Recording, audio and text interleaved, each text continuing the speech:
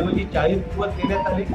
त्या काळानंतर सुद्धा सरकारने 40 दिवसात काही केलं नाही, त्याचा रिझल्ट दिला गेला नाही. त्यामुळे पुन्हा एकदा मनोज जरांगे पाटील जे आहेत ते उपोषणाला बसले. 50 वर्षांचा अवधी आजवर आतापर्यंतच्या या सगळ्या लोकांना दिला. मला असं सरळ आणि स्पष्ट वाटतं की फक्त माननीय मुख्यमंत्रीजीच नाही तर सर्व राजकीय पक्षांचे नेते आणि राजकीय पक्ष मराठा समाजाच्या तोंडाला पानं पुसण्याचं काम करत आहेत, वेळ काढू करण्याचं काम करत आहेत. जोपर्यंत मराठा समाज ओबीसी ठरत नाही तोपर्यंत सरसकट ओबीसींना आरक्षण देता येणार नाही, ही वस्तुस्थिती आहे. सरसकट मराठा समाजातल्या सर्व जाती ओबीसी ठरू शकत नाही. हे सरकार पहिले डबल इंजिनचं होतं, आता ट्रिपल इंजिनचं झालं. मात्र हा सगळा मुद्दा केंद्र सरकारच्या अखत्यारीत आहे. जोपर्यंत जसं दवे सर म्हणाले की जोपर्यंत आपण आरक्षणाची सीमा 50% वर घेऊन जात नाहीत तोपर्यंत आपण मराठ्यांना आरक्षण देऊ शकत नाही. आणखी काही प्रोसिजर करावी लागेल. मग तुम्ही घाईघाईत अभ्यास न करता न टिकणार, मला एक खरा शब्दच आवडत नाही बरं का, टिकणार न टिकणार. आपण वस्तू विकतोय का, आपण डबे विकतोय का? यवतमाळ जिल्ह्यात सरकार आपल्या दारी या कार्यक्रमासाठी मुख्यमंत्री एकनाथराव शिंदे हा यवतमाळला येतात. त्यावेळेस मराठी समाजाचे नेते, मराठ्यांचे नेते यांना अटक केली जाते. मुख्यमंत्री त्या ठिकाणी एक शब्दही बोलत नाही. अशा परिस्थितीत सरकारच्या अखत्यारीत आहे काय आणि सरकार प्रामाणिक आहे काय? राज्य सरकारच्या अखत्यारीतला विषय नाही. सुप्रीम कोर्टात ओबीसी नेते जातील. मी तुम्हाला सांगतो की भाजपचे सगळे ओबीसी नेते, मग अविनाश ठाकरे असो की चंद्रशेखर बावनकुळे असो, हे मराठ्यांना ओबीसी आरक्षणात समावेश करण्याच्या एकदम विरोधात आहे आणि भाजप स्वतःच क्लचमध्ये आलेला आहे. मी तुम्हाला सांगतो भाजप अप्रामाणिक आहे. जोपर्यंत घटना दुरुस्ती होत नाही तोपर्यंत सुप्रीम कोर्टात टिकणारं आरक्षण महाराष्ट्र सरकार देऊ शकत नाही. ही काळ्या दगडावरची रेग आहे. तर आम्ही स्पष्टपणे सांगितलं होतं की खूप लवकर मराठा आरक्षण दृष्टीपथात नाही.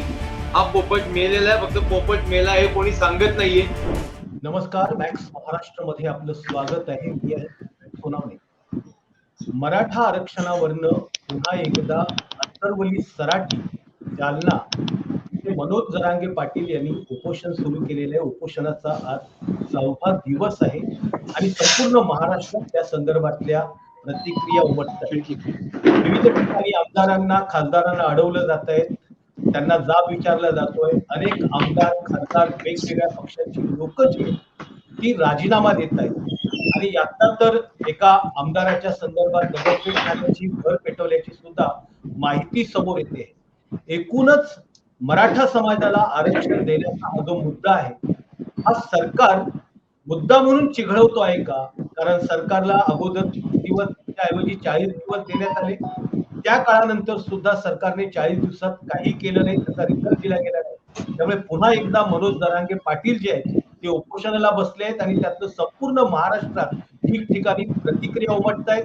जिथे कुठे राजकीय नेते जात आहेत तिथे मराठा मोर्चाचे, मराठा समाजाचे लोक त्यांना काळे झेंडे दाखवणं असेल, त्यांच्या कार्यक्रमात घुसून गोंधळ करणं असेल, जाब विचारणं असेल, वेगवेगळ्या पद्धतीनं त्यांना जाब विचारतायत. आपण याच विषयावरती आज चर्चा करणार आहोत की सरकारच मराठा आरक्षणाचा मुद्दा म्हणून चिघळवतो आहे का? आणि ही चर्चा करण्यासाठी आपल्या सोबत अनेक पक्षाचे मान्यवर या ठिकाणी उपस्थित आहेत. आपल्यासोबत भारतीय जनता पक्षाचे प्रवक्ते अजित चव्हाणजी आहेत. अजित चव्हाणजी, स्वागत आहे तुमचं मॅक्स महाराष्ट्रमध्ये. त्यानंतर शिवसेना उद्धव बाळासाहेब ठाकरे या शिवसेनेचे प्रवक्ते किशोर तिवारी सर आहेत. स्वागत आहे तिवारी सर तुमचं मॅक्स महाराष्ट्रमध्ये. ओबीसी नेते श्रावण देवरे सर आपल्यासोबत या ठिकाणी चर्चेमध्ये आहे. ओबीसी समाज थिंक टँक म्हणून ते ओळखले जातात. आणि हिंदू महासंघ हा गेले आता नव्यानं पुन्हा एकदा मोठ्या प्रमाणात हिंदूंची बाजू घेऊन संपूर्ण महाराष्ट्रात रान उठवतोय. त्याचे आनंद दवे जे आहेत ते वेगळ्या पद्धतीची भूमिका नेहमी मांडत असतात. ते आता आपल्या सोबत आहेत. आनंद दवे, हे स्वागत आहे मॅक्स महाराष्ट्रमध्ये. सत्ताधारी पक्षाच्या वतीनं इथं आपल्याकडे आपण अनेकांना बोलवलं होतं, पण अजित चव्हाणजी आपल्या सोबत सत्ताधारी पक्षाचे प्रतिनिधी म्हणून उपस्थित आहेत, भारतीय जनता पक्षाचे प्रतिनिधी म्हणून उपस्थित आहेत. त्यांच्याकडे मी सगळ्यात पहिल्यांदा जाणार आहे. अजितजी, सरकारच हा मराठा आरक्षणाचा मुद्दा जो आहे तो चिघळवण्याचा प्रयत्न करतोय का, अशी सर्वसामान्य भावना जी आहे ती लोकांमध्ये त्यांनी मराठा तरुण संतप्तपणे त्या संदर्भात व्यक्त होत आहे. काय सांगाल तुम्ही?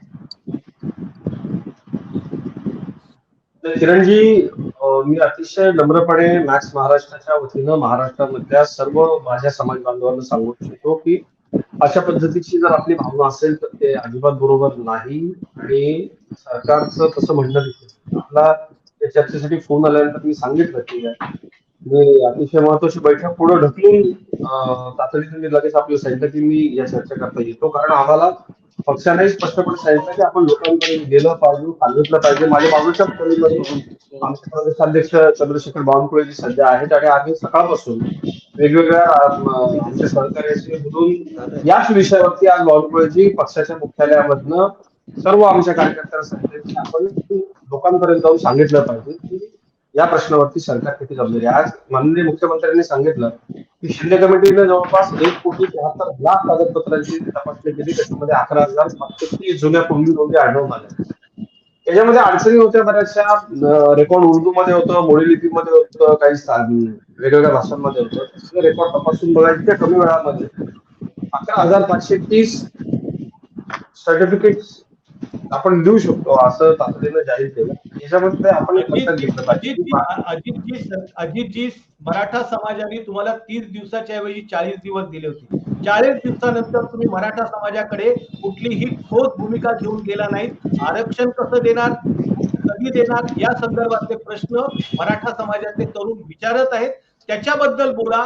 काय तुम्ही संशोधन केलं, किती समित्या स्थापन झाल्या, त्याच्याबद्दल हा बोलण्याची वेळ नाहीये. सुद्धा आक्रमक पद्धतीनं मराठा समाज आहे. नाही किरणजी, मी नम्रपणे आपल्याला सांगतो की बघा, याच्यामध्ये कुठंही आमचे ओबीसी बांधव असतील, मराठा असतील, याच्यामध्ये संघर्ष पेटायला नको. आणि आपण संसदीय लोकशाही आहे ऑलरेडी. नाही, आपण संसदीय आनंदजी माझा मुद्दा मला मांडत आहे. आपण संसदीय लोकशाहीचा अंगीकार केलेला आहे. त्यामुळं आपण आता जे म्हणताय ते मला पत्रकार म्हणून देखील आणि पक्षाचा प्रवक्ता म्हणून देखील मग आपण सल्ला द्या की कमिट्या नेमायच्या नाही किंवा त्याच्या संदर्भामध्ये संशोधन करायचं नाही किंवा वेगवेगळ्या जबाबदार लोकांना त्याच्या संदर्भामध्ये त्यांचं मत घ्यायचं नाही, तर मग करायचं काय? कारण आपण ही सिस्टीम स्वीकारली आहे, त्या सिस्टीम मधूनच आपल्याला मार्ग काढावा लागणार आहे. तो मार्ग टिकणारा काढावा लागणार आहे. आणि थोडासा अवधी द्या असं सीएम म्हणतात. 50 वर्षांचा अवधी आतापर्यंतच्या या सगळ्या लोकांना दिला. माननीय मुख्यमंत्र्यांनी, माजी नेते आदरणीय देवेंद्रजींनी सांगितलेलं आहे. आणि एक आपण लक्षात घ्या की महाराष्ट्रामध्ये मराठा आरक्षणाच्या संदर्भामध्ये सर्वाधिक सकारात्मक भूमिका कुठल्या नेत्याची असेल तर ते सन्माननीय देवेंद्रजी फडणवीस. त्यांनी मराठा आरक्षण भारतीय जनता पार्टीच्या देवेंद्रजींच्या सत्तेत दिलं होतं हे आपल्याला विसरता येणार नाही. आणि माझी एक नम्र विनंती आहे की आमच्या समाज बांधवांनी याच्यामधले टेक्निकल मुद्दे देखील समजून घ्यायला पाहिजे. आणि आता आपण काय करतोय, आपण त्या टेक्निकल मुद्द्याकडे येऊ द्या. तोपर्यंत परत त्या मुद्द्याकडे तुमच्याकडे येतो. मी आता हिंदू महासंघाचे जे प्रवक्ते आहेत आणि अध्यक्ष, राष्ट्रीय अध्यक्ष आनंद दवे सरांकडे येणार आहे. आनंद दवेजी, तुम्ही यांचं ऐकलेलं आहे, काय मत आहे तुमचं? जे अजित चव्हाण जे बोलतायत त्याबद्दल तुमचं काय मत आहे? मला असं सरळ आणि स्पष्ट वाटतं की फक्त माननीय मुख्यमंत्रीजीच नाही तर सर्व राजकीय पक्षांचे नेते आणि राजकीय पक्ष मराठा समाजाच्या तोंडाला पानं पुसण्याचं काम करत आहेत, वेळ काढू करण्याचं काम करत आहेत. लक्षात घ्या, मागच्या 9 वर्षात सर्व राजकीय पक्षांची सरकार सत्तेवर येऊन गेली. आता सुद्धा प्रत्येक राजकीय पक्ष असंच म्हणतोय की आम्हाला मराठा समाजाला आरक्षण दिलं पाहिजे, विरोधी पक्षातल्या आता असलेल्या नेत्यांसकट. मग काय अडचणी नेमकी त्यांना का देता येत नाहीये? तर देता का येत नाहीये? कायदेशीर अडचण आहे, घटनेची अडचण आहे आणि कोर्टाची अडचण आहे. बरोबर, म्हणजे राजकीय आणि सामाजिक स्तरावर सुद्धा जोपर्यंत मराठा समाज ओबीसी ठरत नाही तोपर्यंत सरसकट ओबीसींना आरक्षण देता येणार नाही, ही वस्तुस्थिती आहे. सरसकट मराठा समाजातल्या सर्व जाती ओबीसी ठरू शकत नाहीत. आत्ताचा कायदा, आत्ताची घटना आणि आत्ताच एकंदरीत वातावरण त्याला परवानगी देत नाही. परंतु मराठा समाजाला सरळ आणि स्पष्टपणे सांगण्यापेक्षा सारखी समिती पे समिती जे काय चाललंय त्याचा उद्रेक हे मराठा समाजाचा होतो आहे असं माझं स्पष्ट मत आहे. आता परिस्थिती आलेली की जाहीर आणि स्पष्टपणे सांगायला पाहिजे, सर्व राजकीय पक्षांनी एकत्र येऊन सांगायला पाहिजे सगळेच गोष्टी याच्यामध्ये की नाही होते. एकदा सरळ स्पष्ट सांगितलं तर ते बरं पडेल. असं न करता तुम्ही जे घुमजाव करतायत ना, आज सुद्धा मुख्यमंत्र्यांनी समितीला 2 महिने वेळ दिला, आम्ही कागदपत्र तपासतो असं सांगितलं. याचा दुसरा अर्थ असा निघतो की 2 महिन्यानंतर समितीला वेळ मिळाल्यानंतर आणि आणखी कागदपत्र तपासल्यानंतर मराठा आरक्षण दृष्टीपथात आहे असा समज जर मराठा समाजाच्या लोकांनी काढला, 2 महिन्यानंतर असं झालं नाही तर तो उद्रेक आजच्या उद्रेक बंगला जाळणं, गाड्या जाळण्यापेक्षाही मोठा असेल. याला जबाबदार कोण आहे? आता सुद्धा रोज एक आत्महत्या होती, प्रत्येक समाजाची एक आत्महत्या होती. बरोबर किरणजी, प्रत्येक समाजाचा आता रोज जवळजवळ प्रत्येक समाजाचा एक युवक आत्महत्या करतोय. 2 महिन्यानंतर अजून उद्रिक्तता वाढल्यानंतर काय ती आकडेवारी 5 पर्यंत न्यायची का रोज? हे सगळ्या गोष्टी आहेत ना. त्यामुळे सरकार सगळेच पक्ष सरकार हा आरक्षणाचा मुद्दा चिघळवत आहे का मुद्दा 100% फक्त चिघळून त्यांना काय मिळणार आहे हे आम्हाला काहीच कळत नाही. पण चिघळवत आहे एवढं नक्की. आणि फक्त माननीय मुख्यमंत्री किंवा माननीय सरकार नाही, त्याच्या आधीचे सुद्धा राजकीय पक्ष, सर्वच राजकीय पक्ष हे काम करतात. सर्व म्हणजे सर्व. बरोबर आहे, सर्व राजकीय पक्ष चिघळवण्याचा प्रयत्न करतात असा आरोप हिंदू महासंघाच्या राष्ट्रीय अध्यक्षांनी केलेला आहे. मी किशोर तिवारी सरांकडे आहे. तिवारी सर, तुम्ही ह्या सगळ्या वाटचालीमध्ये साक्षीदार आहात, अनेक डिबेट्स मध्ये तुम्ही गेलेले आहात. तुमचं काय मत आहे याच्या संदर्भात, काय सांगाल की सरकार हा मुद्दा चिघळवतोय का? थोडस अनेक लोकांना हे जरा त्यांचा मायक्रोफोन बंद करायला सांगा. कसं होतं की आवाज येत राहतो. हा किरण, मी एक सांगतो की 2014 पूर्वी मराठ्यांचे नेते हे बहुतेक सगळे काँग्रेस पक्ष किंवा सत्तारूढ पक्षात होते, भाजपकडे फार कमी होते. तर भाजपनी मराठ्याचा मुद्दा लावून धरला आणि आरक्षणाच्या मुद्द्याला धरून भाजपनी पहिले आवाज उठवला, ही वस्तुस्थिती आहे. त्याच्यानंतर देवेंद्र आले. देवेंद्रनी मराठी समाजाला, मराठ्यांना आरक्षणही दिलं आणि ते आरक्षण मुंबई हायकोर्टाने अपहेल्ड केलं. मात्र सुप्रीम कोर्टाची जी एक मोठा डिसिजन आला आणि त्यांनी अपहेल्ड केलं नाही. अशा प्रकारच्या पुष्कळ पिटिशन्स आल्या. अनेक राज्यातून मराठे किंवा जे जेव्हा स्वातंत्र्य मिळालं तेव्हा त्यांचे थोडे प्रोग्रेसिव्ह होते, त्या लोकांना आता समय कालाप्रमाणे त्याच्यामध्ये वंचितांची किंवा त्यांची आर्थिक परिस्थिती अशी आहे की त्यांना कोणत्याही हालतीत त्यांचं समर्थन करणं, की विशेष सवलती देण्याबाबत, आर्थिक सवलती देण्याबाबत, शैक्षणिक सवलती देण्याबाबत समर्थन करणं गरजेचं झालं आहे. मात्र याच्यामध्ये काय आहे की माझा पक्ष तर ओबीसी समाजांच्या हक्कासाठी, आदिवासी दलितांच्या हक्कासाठी, तसेच मराठ्यांच्या आरक्षणासाठी पक्षधर आहे. पण मला एक म्हणायचं आहे, पुन्हा मायक्रोफोनचा आवाज येतो. हा बोला. हा, मी एक बोलतोय की तुम्हाला की हे सरकार पहिले डबल इंजिनचं होतं, आता ट्रिपल इंजिनचं झालं. मात्र हा सगळा मुद्दा केंद्र सरकारच्या अखत्यारीत आहे. जोपर्यंत, जसं दवे सर म्हणाले की जोपर्यंत आपण आरक्षणाची सीमा 50% वर घेऊन जात नाहीत, तोपर्यंत आपण मराठ्यांना आरक्षण देऊ शकत नाही. मराठ्यांना जर कुणबी जातीचं प्रमाणपत्र दिलं तर ओबीसी मध्ये ज्या जाती आहेत मग त्यांच्यावर अन्याय होईल. हा जो ओबीसी मोर्चाचा मुद्दा आहे तो राष्ट्रच आहे. तर केंद्र सरकारनी ज्या भग्याच्या भूमिकेत आहे आणि महाराष्ट्राचं सरकार सुद्धा त्या केंद्राकडे जात नाहीये आणि जरांगे सारखे अनेक युवक आत्महत्या करत आहेत. तर हे सगळं मराठ्याचं राजकारण, मराठ्यांच्या आरक्षणाचं राजकारण हे भाजपला शेकत आहे. मात्र भाजपनी, केंद्र सरकारनी ज्याला निर्णय घ्यायचा आहे त्यांनी बग्याची भूमिका घेतली आहे. त्याच्यामुळे हे प्रकरण जास्त तापत आहे असं मला वाटते. आता जरांगेनी 40 दिवस दिले, न्यायमूर्ती संदीप शिंदे काही करत नाहीये, त्यांना डिसेंबर पर्यंत मुभा दिली, त्यांच्याशी चर्चा कोणी करत नाही. तासभराच्या पत्रकार परिषदा मुख्यमंत्री घेतात, मुख्यमंत्र्याचं कोणी सिरियसली ऐकत नाही. म्हणजे तुम्हाला काय करायचं आहे? आणि जालन्यामध्ये लाठीचार्ज झाल्यानंतर हे प्रकरण पेटलं. जरांगेंना पहिले तुम्ही 40 दिवसाचा अवधी मागून घेतला. आता याच्यामध्ये जरांगेंसाठी समाधान आणण्यासाठी, मराठ्यांना समाधान देण्यासाठी व एक ठोस भूमिका घेऊन सगळ्या तिवारी सर, तुमचा मुद्दा कळलेला आहे की बाबा जरांगेंनी वेळ देऊन सुद्धा सरकारने काही केलेलं नाहीये. शिंदे समितीचं सुद्धा तुम्ही ऐकत नाहीये. आपल्याकडे देवरे सर आहेत, देवरे सरांना विचारू. देवरे सर, तुम्ही तिघी प्रमुख पाहुण्यांचं ऐकलेले, काय मत आहे तुमचं?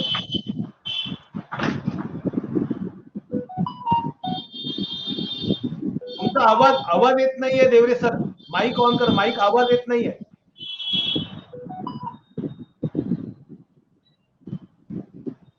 हा बोला, माईक ऑन करा.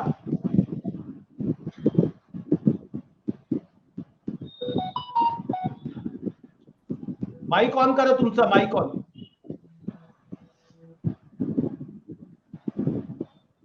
हो भाजी, माईक ऑन करा.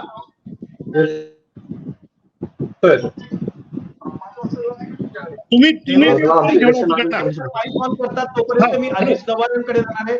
अजित सर, तुम्ही बोलतात तोपर्यंत तिवारी सर असं म्हणाले की बाबा भारतीय जनता पक्ष आणि बाकी जे पक्ष आहेत सत्तेमधले, ते आरक्षणाच्या बाबतीत पुरेसे गंभीर नाहीयेत.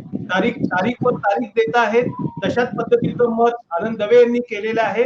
तुम्ही मला सांगा की एकूणच मराठा समाजाचं आरक्षणाच्या संदर्भात सरकार जे आहे, म्हणजे एकंदरीत मराठा समाजाचं जे आहे की आरक्षण देताना अडचणी काय येत आहेत, सरकारला काय अडचणी तुमच्या समोर?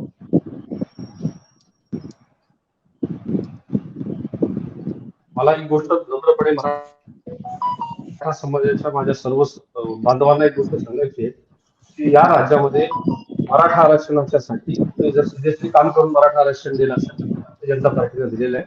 आमचं अधिकृत आश्वासन आहे, मराठा समाजाला शिकणारं आरक्षण आम्ही देणार. त्यामुळं हे याच्यामध्ये जे लोक पॉलिटिकल लोक जे आरोप करतात त्यांना आपण प्रश्न विचारला पाहिजे, त्यांचं सरकार असताना त्यांनी काय केलं. तो मागचा इतिहास झाला. आता काल इथे आपल्याकडे प्रदेश अध्यक्ष भाजपाचे चंद्रशेखर बावनकुळे सर होते.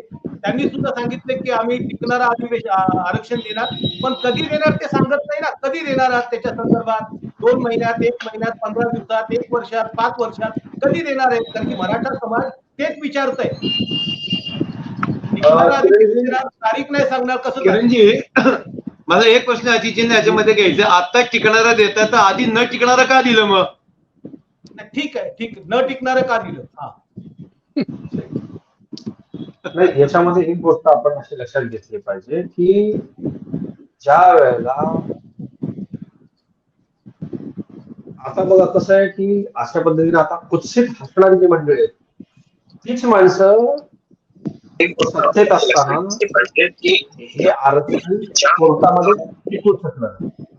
याच्यामध्ये काय असतं की या सगळ्या गोष्टींमध्ये जे सवंग आहे ना, सगळं कधी देता बोला हे जे चाललंय आता, हे जे विचारणारे लोक आहेत, आणि मी या चर्चेमध्ये सुद्धा आहे किंवा आम्ही जे सांगतोय ते समाज बांधव म्हणून मला मनोज जरांगे पाटलांच्या जीवाची काळजी.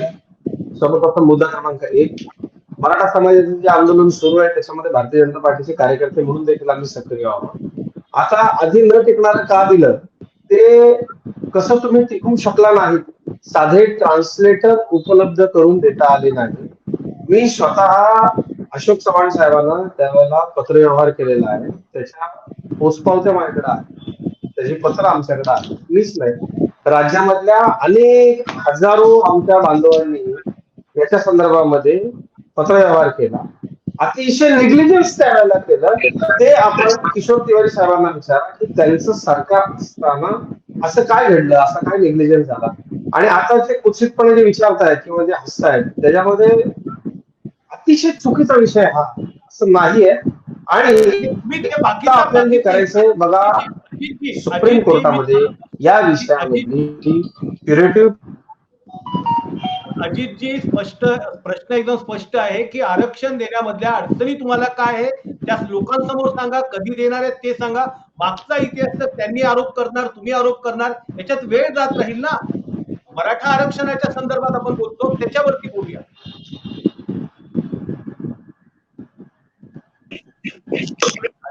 त्यांचा काहीतरी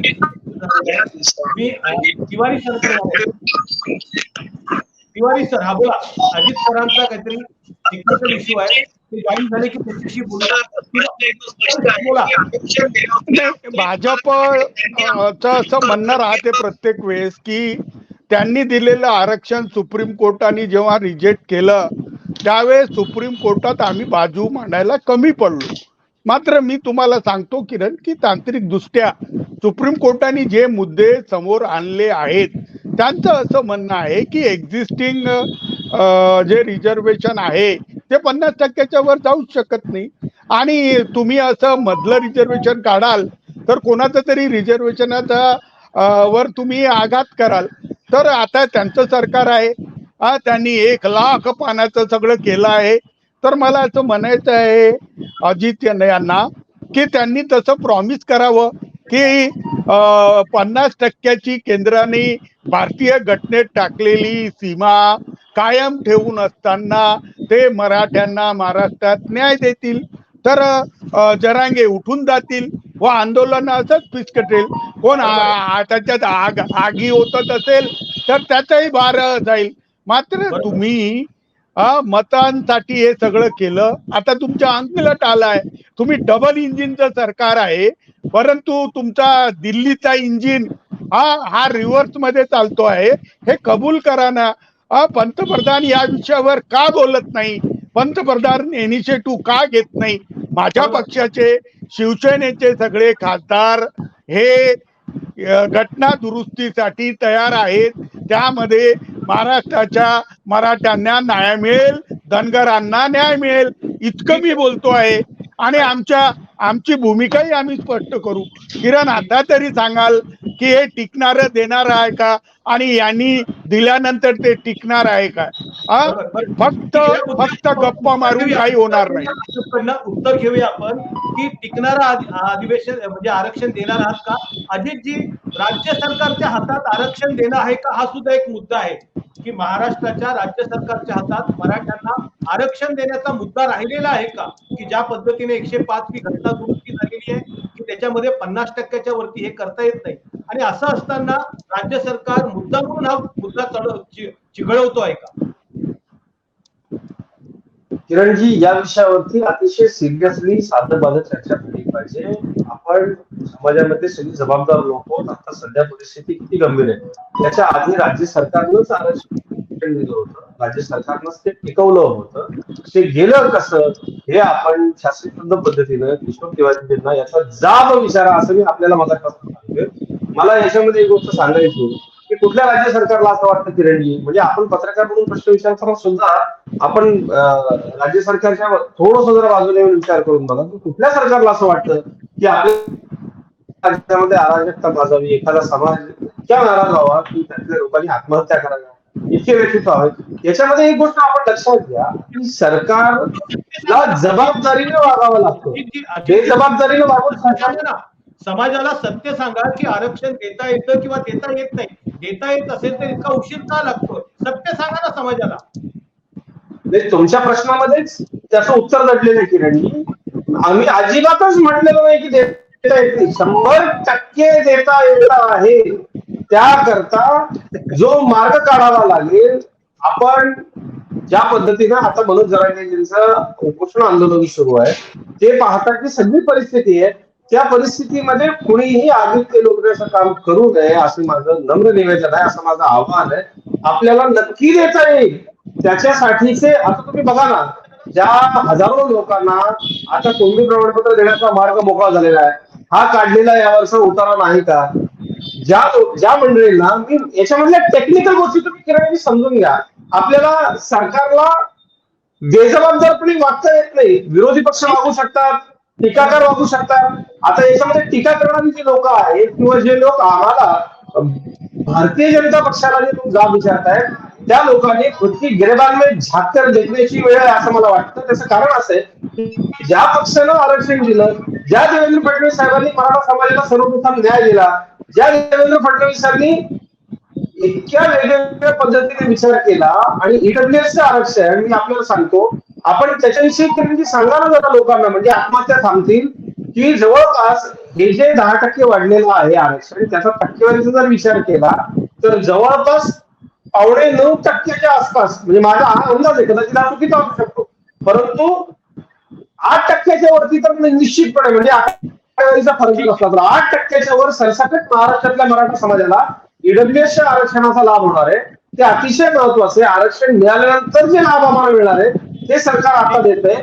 मराठा कुणबी मराठा या प्रमाणपत्रातून काही माझ्या बांधवांची सोय होणार आहे. आणि जे माझ्यासारखे समजा उद्या मला कुणबी डिक्लेअर केलं तरी देखील माझ्याकडे कुणबी असल्याचे प्रमाणपत्र नाही, हा सुद्धा याच्यामध्ये टेक्निकल मुद्दा आहे की नाही. म्हणजे उद्या सरकारनं खोटं सांगायचं, ओके सर्व मराठा कुणबी जावा, अजित चव्हाण तहसीलला गेल्यानंतर मला आजोबा पणजोबा काहीतरी दाखवायला लागेल. आणि तसे प्रयत्न आमचे झाले. आम्ही मराठा होतो, आम्हाला कुणबीचं आरक्षण नाही मिळू शकत.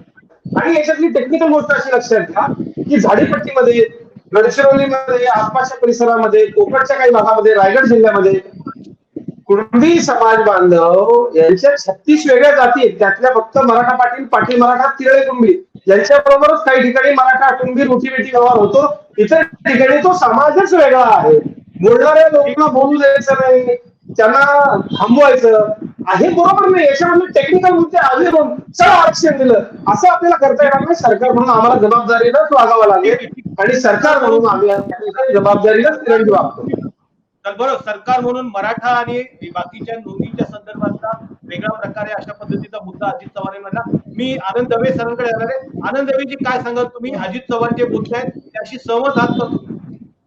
आता अजितजीने एक वाक्य वापरलं की मी मराठा आहे आणि मी कुणबी सिद्ध होऊ शकत नाही, माझे वडील आजोबा यांचं मला कागदपत्र लागतात. मला असं वाटतं सरळ आणि स्पष्ट भूमिका भाजपनं अधिकृतरित्या देवेंद्रजी का सांगत नाही, हा विषय इथंच मिटेल. मी जे सुरुवातपासून सांगतोय की जनतेला वेड्यात काढण्यापेक्षा सरळ आणि स्पष्ट भूमिका सांगा, ते सांगितलं जात नाही, हे याच्यावरनं सिद्ध होतंय. दुसरी गोष्ट, आता जे अजितजींना कळते ते देवेंद्रजींना कळत नसेल का, शिंदे साहेबांना कळत नसेल का? मग ह्यालाच वेड्यात काढणं म्हणतात ना, यालाच फसवणं म्हणतात. दुसरी गोष्ट, देवेंद्रजींनी जे दिलं होतं ते घाईघाईत दिलं होतं. त्याच्या आधी 5 वर्ष देवेंद्रजी मुख्यमंत्री होते, 2014 ते 2019. जाता जाता विधानसभेच्या निवडणुकीच्या 4 महिने आधी मराठा आरक्षण घोषित केलं. तेव्हा त्यांना माहित नव्हतं का समिती नेमावी लागेल, 1 लाख कागदपत्र तपासावी लागतील, आणखी काही प्रोसिजर करावी लागेल. मग तुम्ही घाईघाईत अभ्यास न करता न टिकणारं, मला एक खरं शब्दच आवडत नाही बरं का, टिकणारं न टिकणारं. आपण वस्तू विकतोय का, आपण डबे विकतोय का? त्यामुळं हा प्रश्न, मग आता टिकणारं आरक्षण तेव्हाच का दिलं नाही? 5 वर्ष ते सरकार काय करत होतं? त्यानंतर आता पण तुम्हाला 1.5 वर्ष झाली. जरांगे पाटील उपोषणाला बसल्यानंतर, अगदी आता जीव धोक्यात गेल्यानंतर तुम्हाला 1.5 लाख कागदपत्र तपासली, 11,000 तपासलीत, काही जाती बसू शकतील, काही जाती बसू शकणार नाही.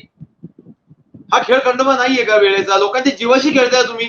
त्यांच्या घराला माणूस जातो ना, त्याला विचारा त्याची परिस्थिती काय.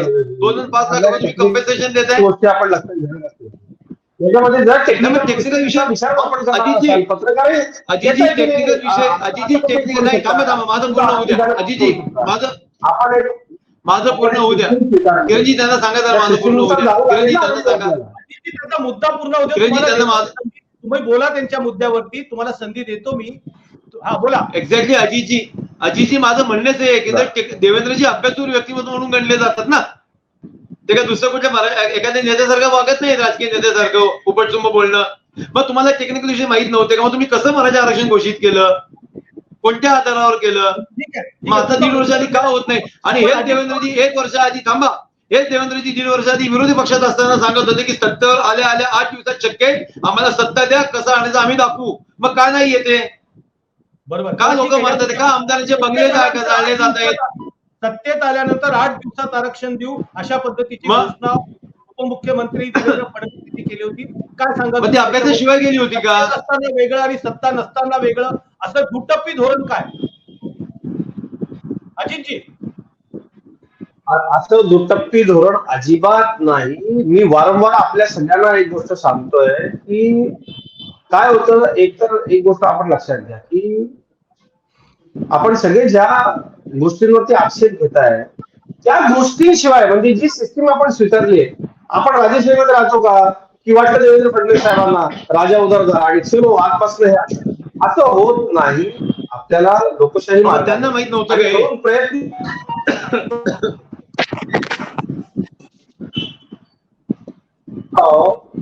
त्यांना अतिशय चांगल्या पद्धतीने माहिती होतं आणि त्यांनी नीट कायद्यात बसणारा असं दिलं होतं. त्याच्यासाठी पुढे जे काही सुप्रीम कोर्टामध्ये प्रयत्न राज्य सरकारकडून व्हायला हवे होते. माझा दावा आहे की त्यावेळेला देवेंद्र फडणवीस साहेब राज्याचे मुख्यमंत्री असते तर आम्ही सुप्रीम कोर्टामध्ये या सगळ्या विषयाला स्टे आणला असता. आरक्षण आहे हे असं लागू राहिलं असतं, त्याच्यामध्ये कुठल्याही पद्धतीची अडचण आली नसती. त्यावेळेच्या सत्ताधाऱ्यांना हा तुम्ही जाब विचारा ना. आणि माझं काय म्हणणं माहिती का किरणजी, याच्यामध्ये एक गोष्ट मी आपल्याला सांगतो की आम्ही आश्वासन जनतेला दिलेलं आहे, आम्ही बांधलेलं आहोत जनतेला आणि आम्ही ते देणार आहोतच. पण त्याच्याकरता आपल्याला जे जे करायला लागेल ते करावंच लागणार आहे, त्याला तेवढा वेळ द्यावाच लागणार आहे. ती सिस्टीम आहे. आता निवडणुका लागल्या, त्या निवडणुकांमधले त्या सगळ्या राज्यामधले आयएस ऑफिसर्स इलेक्शन ड्युटीला गेले, आपलं काम थांबलं. आपण त्यांना मुख्यमंत्री महोदयांनी नाही नुसते ऐका कधी देणार असा मुक्त प्रश्न विचारून उपयोग नाही हो. पत्रकार म्हणून तुम्ही देखील ऐकलं पाहिजे ना, सरकार काय करतंय, लोकांपर्यंत आपल्याला पोहोचवलं पाहिजे. लाख मोलाचे कोटी मोलाचे लोकांचे जीव जात आहेत. बरं, आम्ही जबाबदार होतो, आम्हाला निवडणुकीला फक्त 200 मतं मिळालेली नाहीत. आम्ही राज्यामधला सगळ्यात मोठा पक्ष आहोत. आम्ही नम्रपणे, कारण आम्ही लोकांना उत्तरदायी होतो, लोकांना बांधिलं. काय होतं, उगाच संबंध प्रसिद्धी मिळवण्यासाठी काहीही बोलायचं माध्यमामध्ये येऊन, हे काय बरोबर नाही. आणि किरणजी, तुम्ही देखील प्रश्न तुम्ही केलेलं आहे ना, तेच तुम्ही केलेले, त्यामुळे सरकार जाताय, त्यामुळे हिंदूंना फसवताय, त्यामुळे 20-20 वर्ष सत्तेवर असलेल्या ठिकाणी 15-15 हजारांनी पराभव होतोय. त्यामुळे खासदारांना राजीनामे देऊन आमदारकी लढाव्या लागतायत, त्यामुळे खोटं बोलावं लागतंय, त्यामुळे शिर्डीत येऊन सुद्धा महाराजाविषयी बोलावं लागून एवढी लाजिरवाणी परिस्थिती आली आहे. ठीक आहे. हो दवे, आमचं आम्ही बघू. तुम्हाला तुम्ही काय सांगता की आम्ही पण तुम्ही विषय बदलला. अजितजी, तुम्ही विषय बदलला की आम्ही विषय बदलणार? तुम्ही विषय बदलला की आम्ही विषय बदलणार? काय एवढं दुःख होतंय? मग काय एवढं दुःख होतंय? काय एवढं दुःख होतंय? काय होतं माहिती का किरणजी, माझं आपल्याला स्पष्टपणे हा बोला अजितजी, बोला. मग मला बोलू द्या. अजित सरांचा संपर्क, त्यांचा नेटवर्कचा इश्यू आहे. बोला दवे सर, बोला. नाही, मी म्हटलं होतं की अजितजी बोलल्यानंतर मला बोलू द्या. मला आता याच्यावर काही नाही बोलायचं. मी जी किरणजी सुरुवात केली ना की सर्व राजकीय पक्ष. तिवारी सर, बोला. तुम्ही अजित चव्हाणांचं बसलेलं तुम्ही ऐकलेलं आहे, काय म्हणणे, बोला. नाही, अजित चव्हाण जे बोलत आहेत तर भाजपचे प्रवक्ते म्हणून ते रास्त बोलत आहे. मात्र जरांगे पाटील ना ते पटत नाही. हजारो युवकांना ते पटत नाही. मराठ्यांना ते पटत नाहीये. त्यांचा सरकारवर विश्वास नाहीये. आता कसं झालं आहे की लोकांचे जीव चालले, आंदोलन पेटत आहे. अशा वेळेस तुम्ही त्या लोकांशी चर्चा करून त्यांचं समाधान करा. आता हे म्हणतात की देवेंद्रजी म्हणाले होते की 15 दिवसात मिळवून देऊ.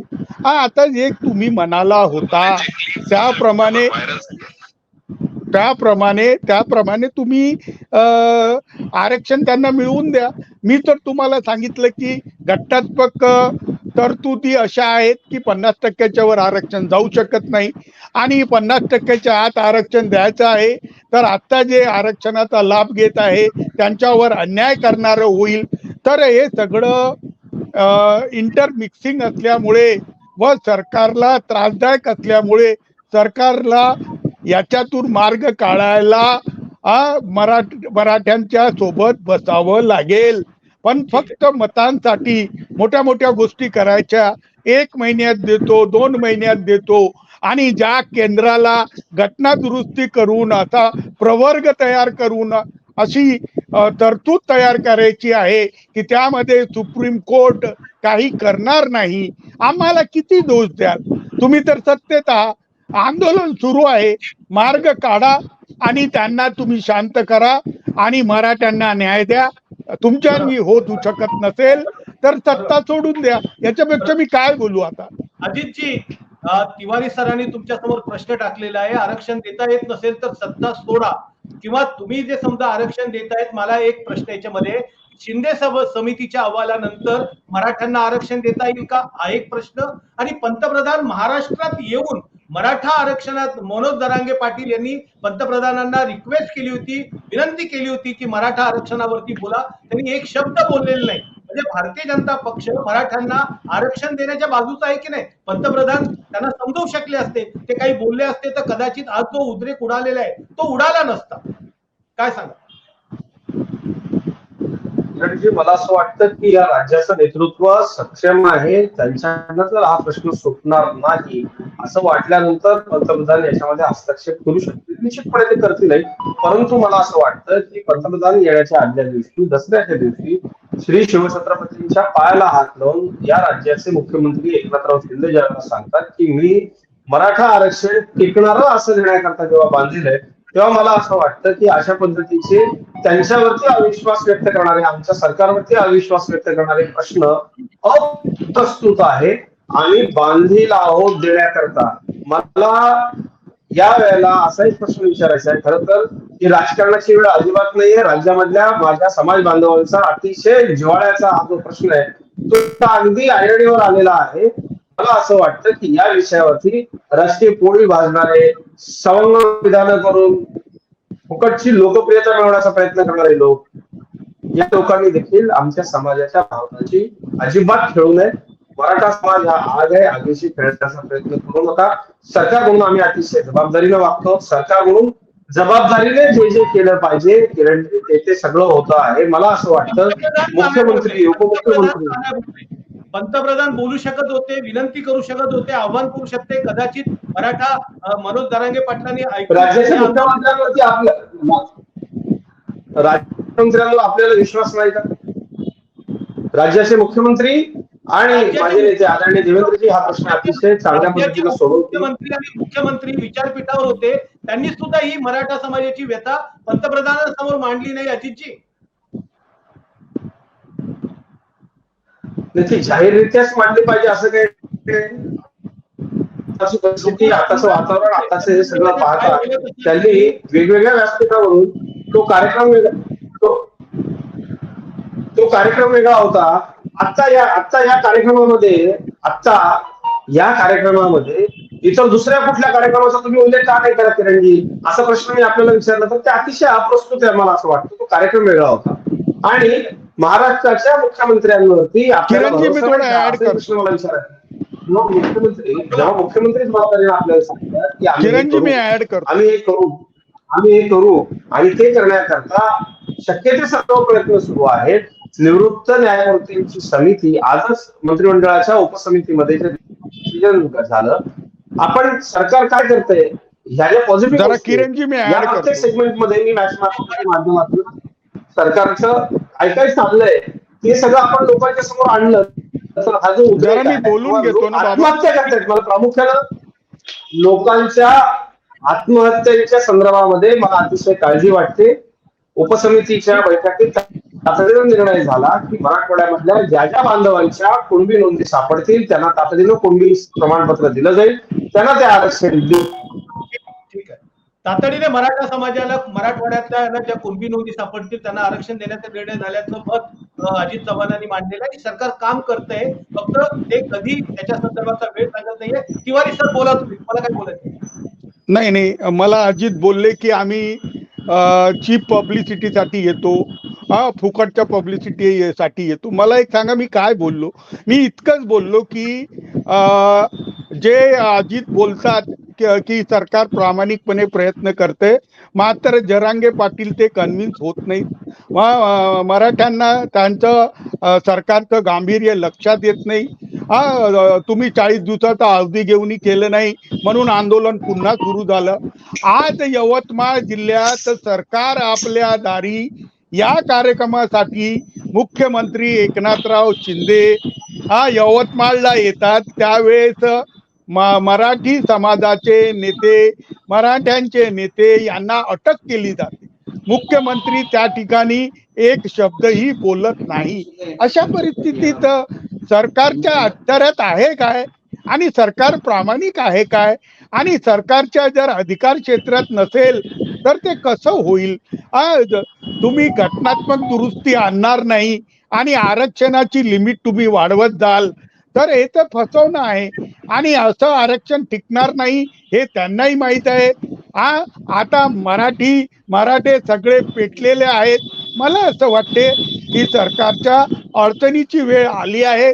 सरकारनं आपली खुर्ची सोडावी एवढीच परिस्थिती आहे. मुख्यमंत्री तर असेही असंवैधानिक आहेत. त्यांच्या गोष्टीला काहीही मतलब नाही. पंतप्रधान यांच्या अखत्यारातली गोष्ट आहे आणि ते बोलत नाही आहे. तुम्ही मराठ्यांच्या कार्यकर्त्यांना अटक करून जेलात टाकत आहात. अजितजी चुकीचं आहे. आमच्यावर दोष देऊन काय होणार? आपण मुद्दा याच्यावर उत्तर घेऊया. अजितजी त्यांनी मुद्दा मांडलेला आहे की मराठा आरक्षणाबद्दल सरकार संवेदनशीलता सांगताय, मराठ्यांना आरक्षण देणार सांगताय आणि मराठा समाजाचे जे कार्यकर्ते, नेते किंवा प्रतिनिधी आहेत ते जिथे जिथे मुख्यमंत्री किंवा इतर सरकारमधले मंत्री जात आहेत त्यांच्या समोर समजा जर काही निदर्शनं करत असतील तर त्यांना अटक केली जाते, त्यांच्यावरती केसेस भरल्या जात आहेत. काय सांगाल तुम्ही अजितजी? नाही, ऐकू नाही जाणार, जाऊ दे आता.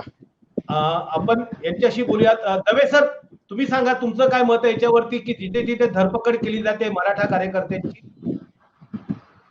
नाही, ते अजून राग आणणारा आहे. मला लक्षात घ्या, पहिल्या दिवसापासून हे चाललंय म्हणजे मनोजींच्या आरक्षणाची दुसरा टप्पा जे मनोजी सांगतात त्याच पद्धतीने सांगायला गेलो तर दुसऱ्या टप्प्याच्या पहिल्या दिवसापासून आक्रमकता दिसायला लागली. पहिल्या टप्प्यात नव्हती आणि आक्रमकांना दाबण्याचं काम सुद्धा सरकारकडे तेवढ्याच प्रेशरनी होते आणि ते अजून उफाळून सुद्धा येते. हे काय थांबणार नाहीये. आमदारांच्या मंत्र्यांना फक्त मज्जाव करण्यात येतो. सरकारी कार्यक्रम रद्द होत आहे, ते मंत्री त्यांचे कार्यक्रम रद्द करतात. मंत्र्यांना त्यांच्या गावात जाता येत नाहीये आणि आता तर घरं जाळण्यापर्यंत गेलेले.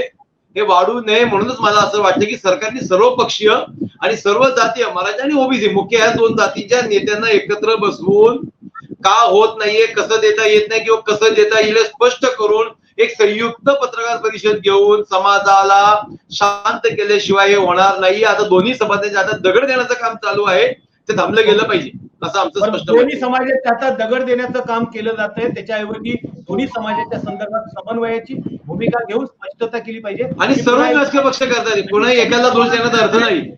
अजित चव्हाणजी, जसं तिवारी सर म्हणाले की तिवारी सरांनी सांगितलं की आरक्षण देणार बोलतायत पण त्याच्या संदर्भात जिथे कुठे मराठा समाजातली लोक आंदोलनं करतात त्याची धरपकड होते. कल्याणमध्ये तर पत्रकारांना सुद्धा धक्काबुक्की झालेली आहे. तिथे मराठा समाजाचे आंदोलन करत असताना त्यांना बाजूला काढण्यात आलेलं आहे. एकीकडे तुम्ही मराठ्यांना आरक्षण द्यायचं बोलतायत, दुसरीकडे त्यांची धरपकड करतायत. हे डबल भूमिका कशी काय?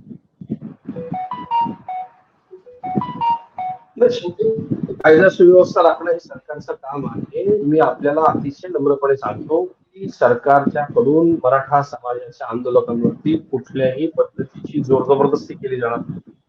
कुठेही आंदोलन करण्यापासून अटक होणार नाही. शांततेच्या मार्गाने आंदोलन सुरू. अरे, आंदोलनाच्या पूर्वी अटक झाली आहे. यवतमाळ मध्ये डिटेन करण्यात आले आहेत. मुख्यमंत्री येण्याच्या पूर्वीच 100-150 कार्यकर्त्यांना आता अटक करून ठेवलेली आहे आणि आज शासन आपल्या दारी कार्यक्रम होता. व्यवस्था राखणं हे देखील सरकारचं गृह विभागाचं काम आहे. ते सरकारनं केलं पाहिजे असं मला वाटतं. तुम्ही बदलून काढाल, तुम्ही आंदोलन पेटवाल.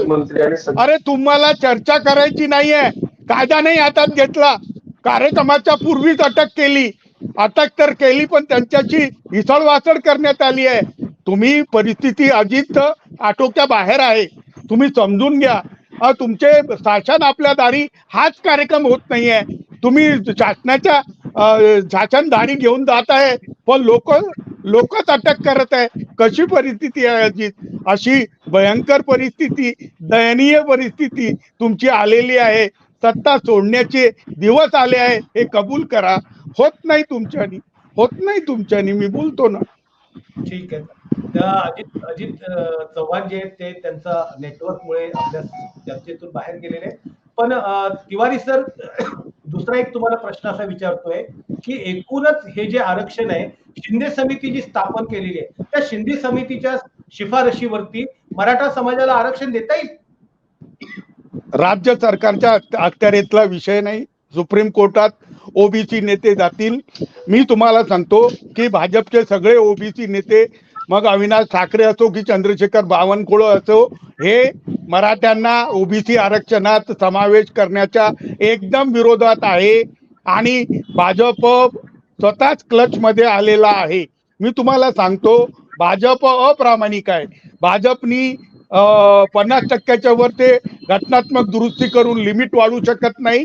आणि त्याच लिमिटमध्ये कोणताही समाज, ओबीसी असो, एससी, एससी, एनटी असो किंवा इतर मागासमध्ये कोणीही एंट्री करायला तयार नाही. मराठे जर त्याच्यात आले तर कोणालाही चान्स भेटणार नाही, असं त्यांचं स्पष्ट म्हणणं आहे. आणि ओबीसी महासंघाचे जे महामोर्चाचे बमनराव तायवाडे आहेत, त्यांनी तर सरळ आवाहन केलेलं आहे. तर एकीकडे ओबीसी समाज आहे, दुसरीकडे तेली माळी हे बहुजन समाजाचे सगळे मोठे मोठे आवाज आहेत. आणि भाजप, केंद्र सरकार या डबल इंजिनच्या सरकारच्या एक इंजिनचं हवा काढून बसली आहे. त्याच्यात डिझेल टाकत नाही आहे. आणि तुम्ही बघा, देवेंद्र फडणवीस मुख्यमंत्र्यांना समोर करून आपलं किंग मेकरची भूमिका जी आहे ती गुंडाळून बसली आहे. मुख्यमंत्र्यांना सगळं माहित आहे की आपण देऊ शकत नाही. आपल्या गळ्यात आलेली घंटी आहे ही आपण वाजवत बसलो आहे. आता ही भाजपलाही महाग पडणार आहे. हो, दवे साहेब सांगतील तुम्हाला, हे फार महाग पडणार आहे. तुम्ही असं तिवारी सर बोलताय. दवे सर काय म्हणाल तुम्ही? एकंदरीतच आरक्षणाचा जो मुद्दा आहे तो चिघळलेला आहे महाराष्ट्रामध्ये, आणि सरकार मराठ्यांना आरक्षण देऊ शकतो का, आणि देत असेल तर कशा पद्धतीने? जर मला स्पष्ट मत असेल की जर देता आलं असतं, जर सरकार देऊ शकत असेल तर आतापर्यंत नक्की दिलं असं, कुठल्याही राजकीय पक्षाचा असो. आणि ते नाही देत हे सांगण्याची हिंमत कोणाकडे नाही, हे सुद्धा स्पष्ट दिसतंय. राहिला प्रश्न भाजपला नुकसान होईल का, तर मला असं वाटतं की सकल राजकीय पक्षांना नुकसान होणार आहे. प्रत्येकाचा मतदार जो बँक म्हणू आपण त्याला, ती डिस्टर्ब झालेली आहे. हक्काचा मतदार कोणाहीकडे राहिलेला नाहीये आरक्षणामुळं. जातीतले मतभेद अजून काय काय रूप घेतील आपल्याला माहित नाहीये. येणाऱ्या निवडणुकीत कोणत्या राजकीय पक्ष कोणती ठाम भूमिका घेऊन लोकांच्या समोर येईल हे कोणाला काय कळत नाहीये. सर्वच पक्ष अंधारात एकमेकांना चाचपडत आहेत. माझं नुकसान भरून आणण्यासाठी मी तुझे नुकसान करीन, अशा भूमिकेतून सगळे पक्ष चाललेले आहेत. महाराष्ट्र अंधारात आहे असं स्पष्ट मला वाटतं. तिवारी सर, तुमच्याकडे स्पष्टपणे प्रश्न येतो तुमच्याकडे की ज्या पद्धतीनं राजकीय खेळी खेळले जात आहेत, ज्या पद्धतीने समिती गठीत केली आहे, ते वारंवार समित्या आणि वारंवार मराठा आरक्षणासाठी आयोग स्थापन होत आहेत, शिफारशी येत आहेत, पण मराठा समाजाला आरक्षण मिळत नाहीये. खरोखरच मराठा समाजाला आरक्षणासाठी पात्र आहे का? तुमचा काय अभ्यास सांगतो? नाही. एक वेळ होती जेव्हा मराठे राज्यकर्ते होते, मात्र हळूहळू जमीनदारी चालली गेली, मराठ्याचं अस्तित्व चाललं गेलं. आज 80% मराठे सुद्धा कुणब्याच्या याच्यातच आहे. आणि इतर मागास वर्गातल्या इतर समाजाची जी परिस्थिती आहे त्याच्यापेक्षा मराठ्यांची परिस्थिती वेगळी नाही. आणि याच्यावर पुनर्लोकनाची अत्यंत आवश्यकता आहे. आणि मराठी युवक जे किंवा मराठ्या मधले जे समाजामधले जे युवक आंदोलन करत आहे, तर त्यांच्या वेदनेशी शिवसेना समरस आहे. आणि त्यांना न्याय मिळावा यासाठी आम्ही राजकीय मतभेद बाजूला ठेवून त्यांना प्रयत्न करू. मात्र केंद्र सरकारला, कारण हे जाटांविषयी आहे, हे पटेलांविषयी आहे, तर केंद्र सरकारला एक मोठी भूमिकेत बदल आणून एकतर जातीय न्याय, पहिले तर जनगणना करण्यात यावी, मग आर्थिक दृष्ट्या सगळ्यांचं सर्वे करण्यात यावा, आणि अतिवंचित वंचित अशी क्लासिफाईड करून नवीन आरक्षण धोरण जाहीर करण्यात यावं. म्हणजे तिवारी सर, ते आता पटकन काही राज्य सरकारला आरक्षण देणं मराठा समाजाला शक्य नाहीये असं तुमच्या बोलण्याचा अर्थ होतो की लगेच काही देता येणार नाही? नाही, भूलथापा तर देऊ शकतात.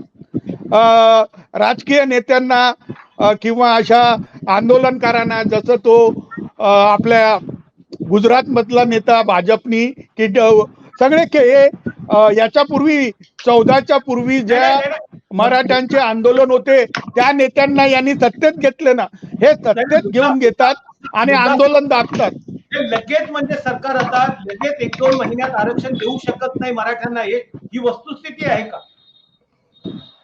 नाही, 1-2 नाही. जोपर्यंत घटना दुरुस्ती होत नाही तोपर्यंत सुप्रीम कोर्टात टिकणारं आरक्षण महाराष्ट्र सरकार देऊ शकत नाही. ही काळ्या दगडावरची रेग आहे. ठीक आहे, तोपर्यंत घटना दुरुस्ती होते तोपर्यंत राज्य सरकार किंवा मराठ्यांना आरक्षण मिळणार नाही. तुम्ही आरक्षणाच्या बद्दल दवे सर नेहमी वेगळी भूमिका मांडत असतात. तुम्ही या मराठा आरक्षणाच्या विषयाकडे कसं बघतात? शेवटचा होता 2019 आणि 20 सालचे माझे व्हिडिओ आजही उपलब्ध आहेत, जिथं आम्ही स्पष्टपणे सांगितलं होतं की खूप लवकर मराठा आरक्षण दृष्टीपथात नाही. हा पोपट मेलेला आहे, फक्त पोपट मेला आहे, कोणी सांगत नाहीये. दुर्दैवाने 4 वर्षात ही परिस्थिती खरी ठरली आहे. आम्ही मराठा समाजाच्या आरक्षणाच्या विरोधात नाही, आम्ही सरसकट आरक्षणाच्याच विरोधात आहोत. कधीतरी हे संपलं पाहिजे, पण ते संपत नाहीये. बरं, मराठा समाजाचे सर्व राजकीय नेते आधी हीच भूमिका घेत होते की आर्थिक आरक्षण ठेवा, पण जेव्हा लक्षात आलं की काही भांडून सुद्धा ओबीसीचं आरक्षण निघत नाही, मग त्यांचं निघत नाही तर आम्हाला पण त्याच्यात द्या, मग आम्हाला ओबीसी करा. मग आता हा सगळा 4 वर्षातला आज आपण जिथं आलोय तिथे येऊन थांबलेलो आहे. मराठा आरक्षण खूप लवकर. दवे सर आर्थिक आरक्षण तर दिलंय ना 10% ईडब्ल्यूएसचं. आता नवीन सर ते सुद्धा, सर ऐका, नरसिंहरावांनी सुद्धा दिलं होतं, सुप्रीम कोर्टात टिकलं नव्हतं. आता सुद्धा आर्थिक आरक्षण सुप्रीम कोर्टात आहे. टिकल का नाही याच्याविषयी आमच्या मनात शंका आहे, कारण घटनेत बसत नाही. त्यामुळे आरक्षणाविषयीच कधीतरी कालबाह्य करावा. 70 वर्षांनंतर देशातली आर्थिक, सामाजिक स्थिती बदलली आहे ना. 70 वर्षा आधी जो ग्रामीण भागात जो काय विषय असेल तो आज होतोय का? 70 वर्षा आधीची शहरातली आणि आजची स्थिती सेम आहे का? धंदे बदलले नाहीत का? व्यवसाय बदलले नाहीत का? जातीवरनं व्यवसाय होत आहेत का? वेगळे व्यवसाय होत नाहीत का? या सगळ्या गोष्टीचा उपाय करावा लागेल कधीतरी आपल्याला, आणि त्याच्या ग्राउंड करण्याचं काम या घटनेमुळे होतंय. बरोबर नाही, हे समर्पक भूमिका आहे. दवे साहेब, तुमच्याशी मी बरोबर बोलतो की ग्रामीण अर्थव्यवस्थेत बदलला आहे. आमच्याकडे कुणबी समाजाचे लोक सुद्धा व्यवसाय करायला लागले आहेत, व्यवसाय बदलले आहेत. अतिवंचित हे अतिवंचितच राहिले, हा मुद्दा सुद्धा ग्राह्य मानला पाहिजे. आणि काहीच विशिष्ट जातीच्या लोकांनी सगळे आरक्षणाचे फायदे घेतले आहे, त्यांना बाहेर काढून फेकायची वेळ आली आहे, हेही तुम्ही ओपनली बोललं पाहिजे. आणि काही लोकांना विशेष सवलतीची गरज आहे दवे सर, हेही कबूल करा. अजूनही लोक अंगावर कपडे नाहीत व त्यांचं शोषण होत आहे, हे गोष्टही कबूल करा. तुम्ही एकदम आरक्षण बंदच कराल म्हणा तर ते लोक अजून रोड पडले जातील. एवढंच मला तुम्हाला हात जोडून. किरणजी, ठीक आहे, किरणजी, मला एक वाक्य ऍड करायचं. आम्ही सर्वोच्च न्यायालयामध्ये एक याचिका दाखल केलेली आहे. आमचं असं म्हणणं होतं की सर्वोच्च न्यायालयाने केंद्र सरकारला सांगावं की गेल्या 70 वर्षातल्या आरक्षणाचं सर्वेक्षण व्हावं. कोणत्या जातींना आरक्षणाचा फायदा झालाय, मग त्या जाती आरक्षणाच्या बाहेर काढायचे का, आणि ज्या जातींना फायदा झालेला नाही त्या जातींसाठी आणखी काही वेगळं करता येईल का, याचा अभ्यास करून केंद्र सरकारला सांगावं कोर्टाने. हे आम्ही सुद्धा दिलं. आम्ही तिवारी साहेबांचे सहमत आहोत. कुठंतरी कधीतरी आरक्षणाचा फेरविचार व्हायला पाहिजे. आणि मला वाटतं ही वेळ आज आलेली आहे की आजपासून 23-24 वर्षांनंतर भारताच्या स्वातंत्र्याच्या 100रीत तरी हा देश आरक्षण विरहित असेल अशी आपण अपेक्षा व्यक्त करू. धन्यवाद सर्व पाहुण्यांचं. तुम्ही मॅक्स महाराष्ट्राच्या सोबत अत्यंत महत्वाच्या विषयावर संवाद साधला. आपण मराठा आरक्षणाच्या संदर्भात चर्चा करत होतो आणि यावरती अनेक मान्यवर लोकांनी आपली मतं मांडली. आणि एकूणच मराठा आरक्षणाचा मुद्दा जो आहे किंवा प्रश्न जो आहे तो इतक्या तातडीनं सुटेल असं काही दिसत नाहीये, कारण की घटना दुरुस्तीशिवाय पर्याय नाही. आनंद दवे सरांनी जो मुद्दा मांडला की एकूणच आरक्षणाची जी पद्धत आहे त्याचं पुनर्विलोकन केलं जावं आरक्षणाच्या संदर्भातलं, की किती लोकांना फायदा झाला, किती लोकांना फायदा नाही झाला आणि त्या संदर्भातली नवीन भूमिका जनगणनेच्या नंतर आरक्षणावर केली जावी. त्यानंतर आरक्षणाच्या त्यांना जे वंचित घटक आहेत त्यांना खऱ्या अर्थानं आरक्षणाचा लाभ पोहोचला पाहिजे अशा पद्धतीने तुम्ही या सगळ्यांचं ऐकलेलं आहे. तुम्हाला नेमकं काय वाटतं कमेंट बॉक्स मध्ये लिहा. पाहता मॅक्स महाराष्ट्र. धन्यवाद.